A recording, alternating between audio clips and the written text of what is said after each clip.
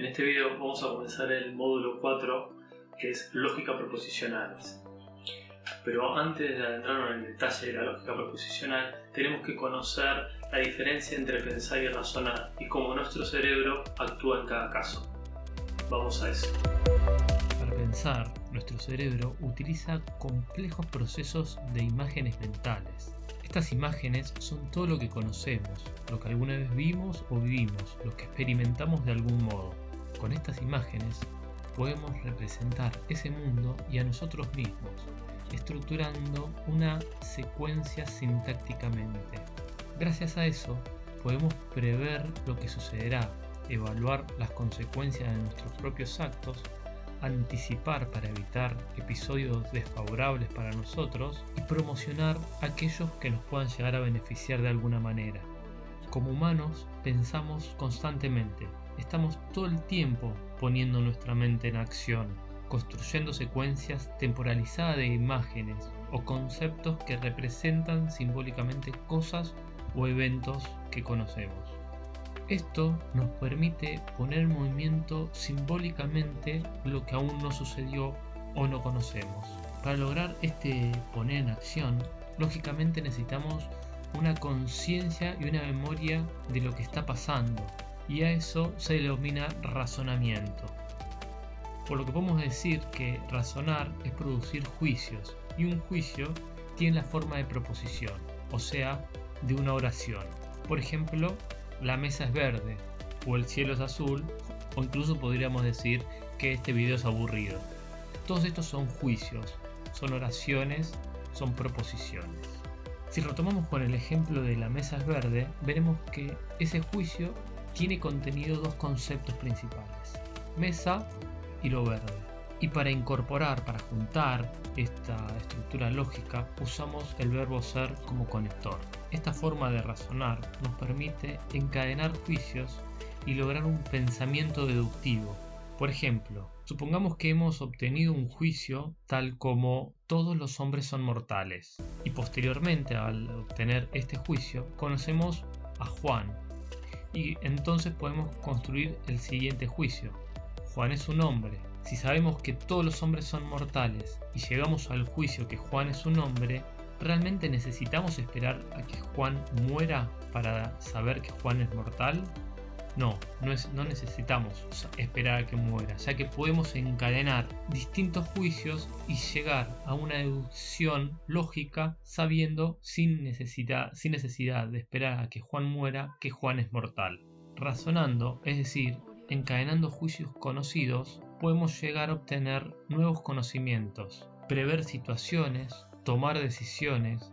La razón no es una facultad o una parte que podemos encontrar en alguna área específica del cerebro. No está en el lóbulo temporal o en el parietal o en el frontal. No es sustantivo.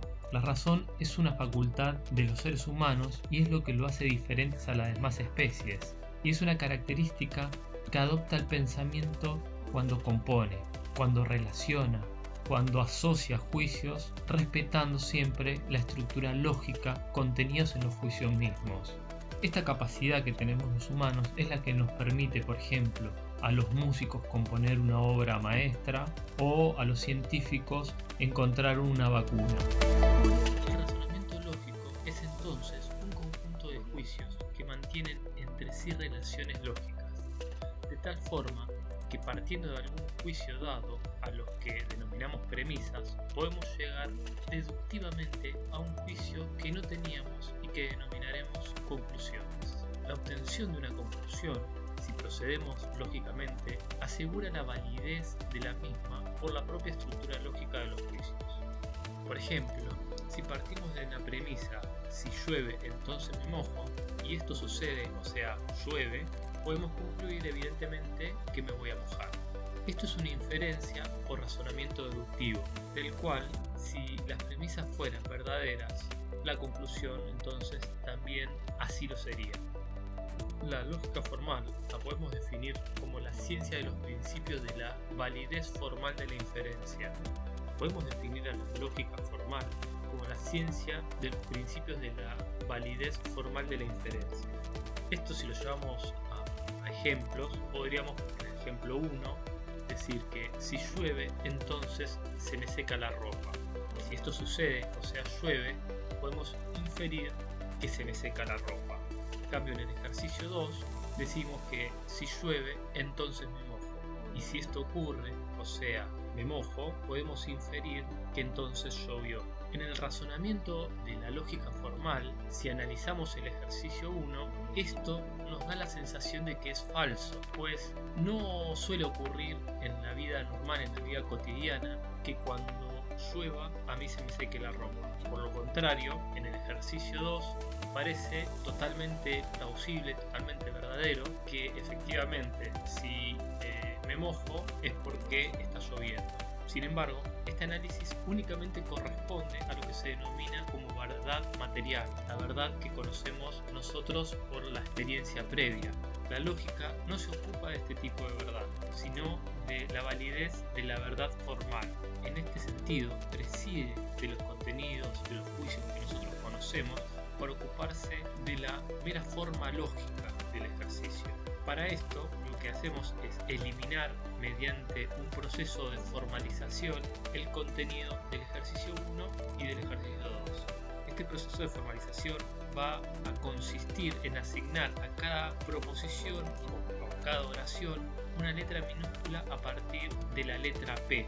De esta manera vamos a tratar como una variable a cada proposición, a cada oración. Vamos a ver que para calcular estas proposiciones necesitamos respetar determinados tipos de vocabulario. Por un lado, las variables proposicionales que usaremos para referirnos a las oraciones sin analizar, tomadas como oraciones completas, y los símbolos lógicos que formalizarán a los elementos que indican la estructura y las relaciones lógicas que se establecen entre las proposiciones. Con el lenguaje natural, esto lo suelen hacer las conjunciones. Como dijimos anteriormente, a cada proposición la vamos a representar con una variable, para la cual vamos a emplear una letra minúscula. Por convención se inicia con la letra P, luego la Q, luego la R y luego la S. Y si fuera necesario se pueden además poner subíndices, por ejemplo P1, P2, P3, P.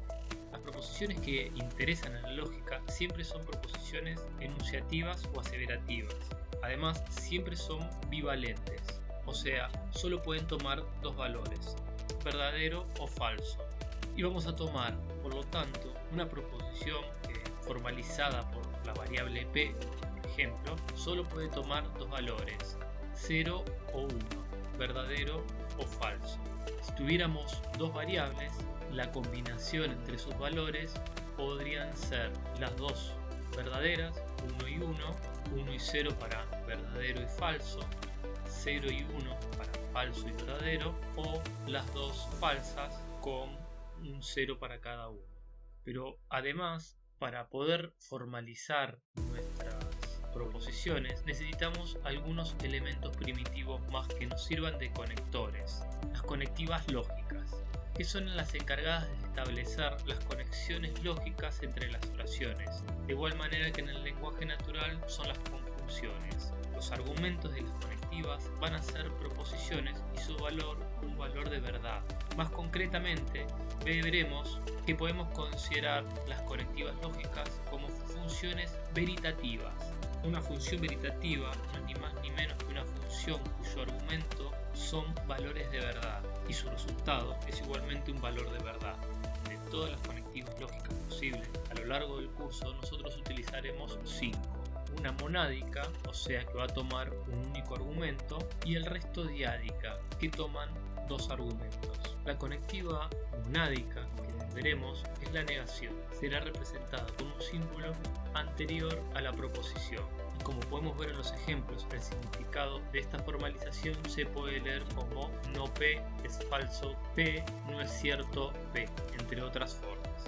A partir de ahora veremos las conectivas lógicas diádicas, es decir, que toman dos argumentos. La primera es la conjunción.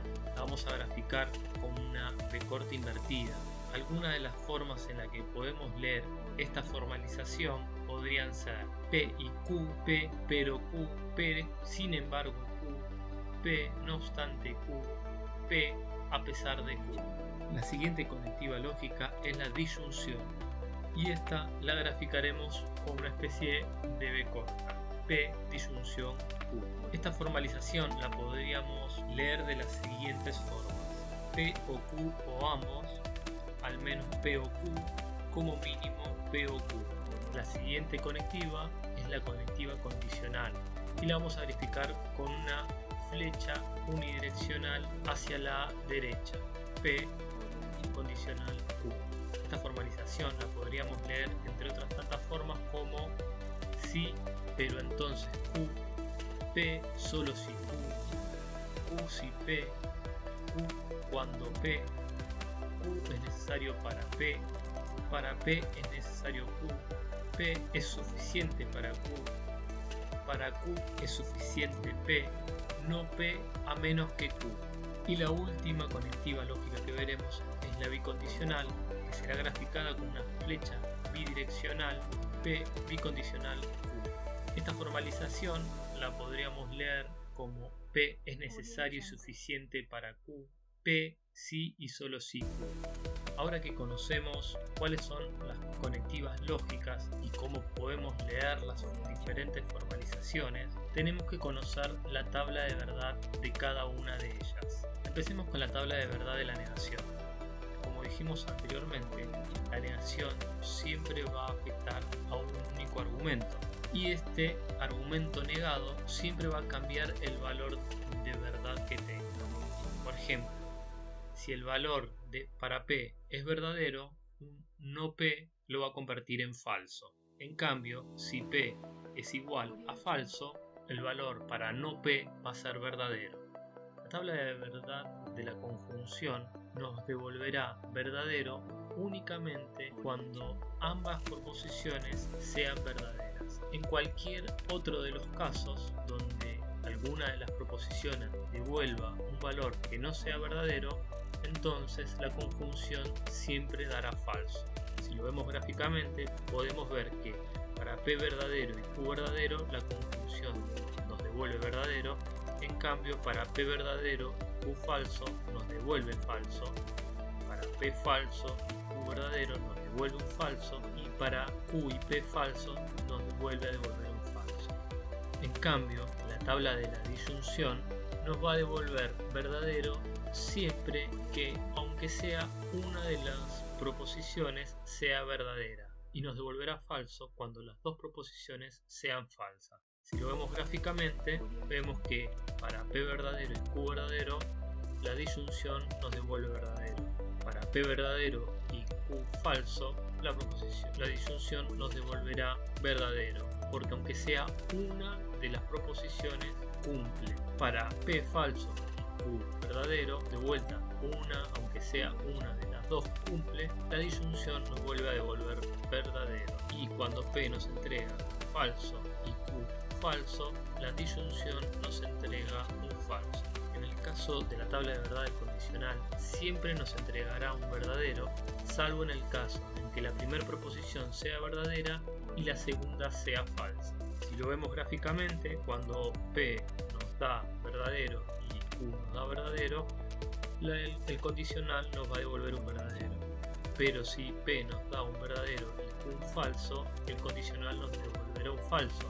Mientras que si P nos entrega un falso y Q un verdadero, el condicional nos va a devolver un verdadero. Y de igual forma si ambas proposiciones son falsas. Para la tabla de verdad condicional siempre nos va a devolver verdadero cuando ambas condiciones coincidan, tanto como verdaderas como también por falsas. Por ejemplo, si lo vemos gráficamente, para Q verdadero y P verdadero, el bicondicional nos entrega un verdadero, pero si uno es verdadero y el otro es falso, indiferentemente en qué posición, siempre nos devolverá un falso. Y si ambas condiciones son falsas, nos va a devolver un verdadero.